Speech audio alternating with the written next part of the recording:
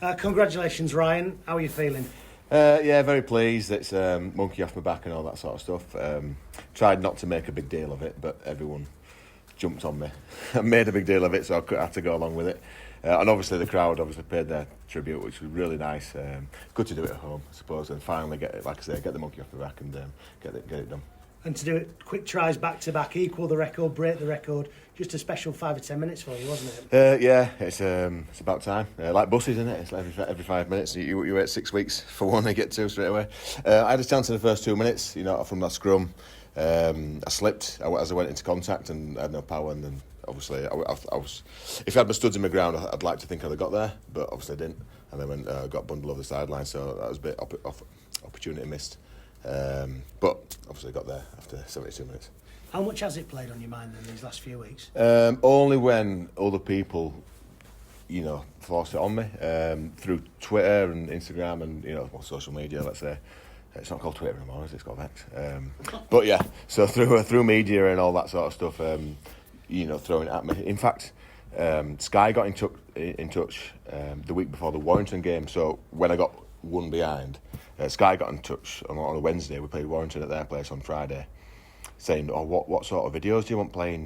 When you score." I'm like, I'm not thinking about that. I'm thinking about just doing my normal job. I don't go out thinking that I'm going to score this week, because that's not how I operate. It's about doing things for the team, and if opportunities arise, I'll score. I'll do my best to score anyway. And that's so. It was a bit. It set me back a little bit, and obviously it took me a while to get back right. And we got it done tonight finally. Have you had many conversations with Danny about it? I've seen him today. I went for a coffee with him today. He mentioned it, obviously tongue in cheek. It's never serious. It's like it's about time you're going to score tonight. I said, well, I don't know. I hadn't touched ball much in the last couple of weeks, but like you say, finally got it done. You've obviously scored all these tries in this Super League career that you've had with both Leeds Rhinos and Hull Kingston Rovers. To make a mark at two clubs like that, Ryan, how special is it? Yeah, well, it's a bit of a curveball, that. I wasn't expecting that one, but yeah, it's really pleasing. Obviously, I'm going back to Leeds next year, but and like people refer to me as a Rhino, but I'd like to equally say that I'm a Robin as well. I'm proud to have played in the red and white of Hull and done what I've done for the club. And since I've been at the club, I think it's been on an upwards trajectory. We haven't finished yet. We've still got a lot to play for this year, and we're in a great position. That's what it's all about. Not the personal accolades. It's about the team doing well and going from where the club's not been great in the last decade, but to where it is now, and laying some good foundations and being part of it. That's really fulfilling, and I'm enjoying that. I think you can get quite a few more as well. I mean, people soon start talking 300s on the horizon, this kind of thing. 300, yeah, I'll get there. No, don't worry about that. Next week. Yeah, well, I'll just do as best I can. That's all I'm going to say. And when you look back at them all, I'm not going to ask you to have questions like favourite ones or memorable ones, but do you sort of reflect on what you've done and what you've achieved? Do you allow yourself that? Yeah, well, I'd rather prefer to ask me what's my favourite ones is. What was your favourite try? I'd say there's a couple. There's quite a few to pick from, but the 2008 grand final on the Sky video there, they played to me. Brian McLennan sent me a video, a well done video, and he mentioned this try, the 2008 grand final try.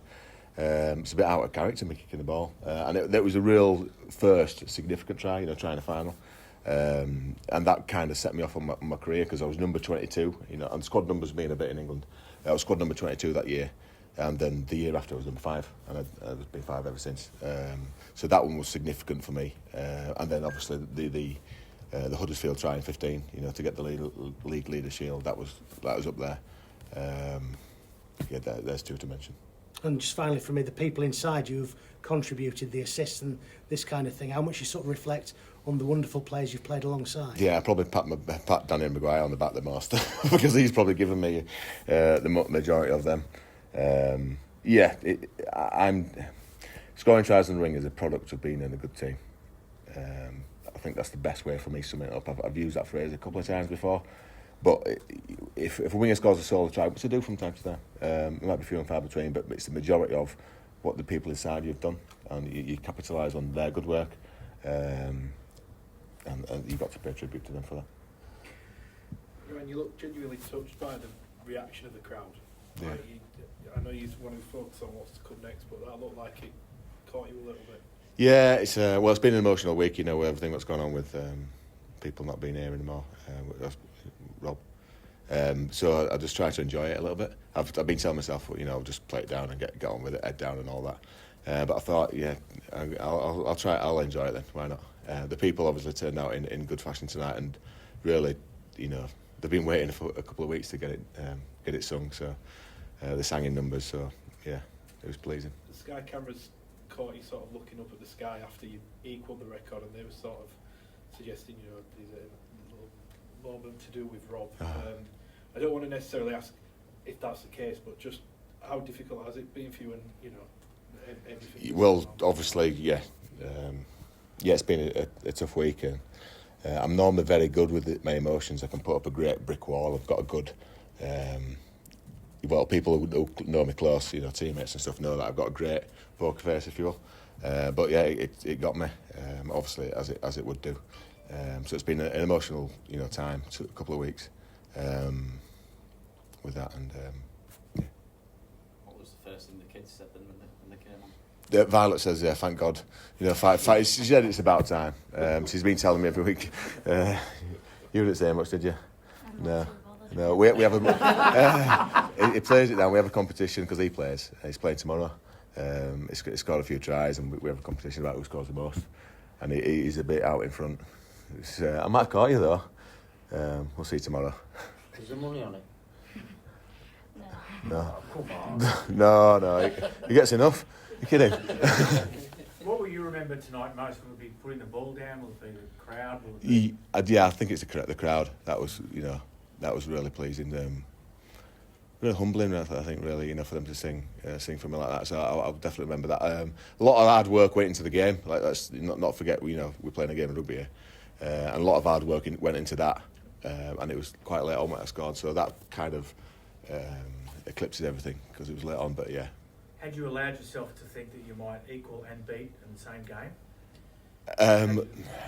When I got to 100, I did 100. I did 99, 100, 101. And I was thinking, if I'm going to do it, it best be like that, because it was easier that way. So I'm glad it happened like that.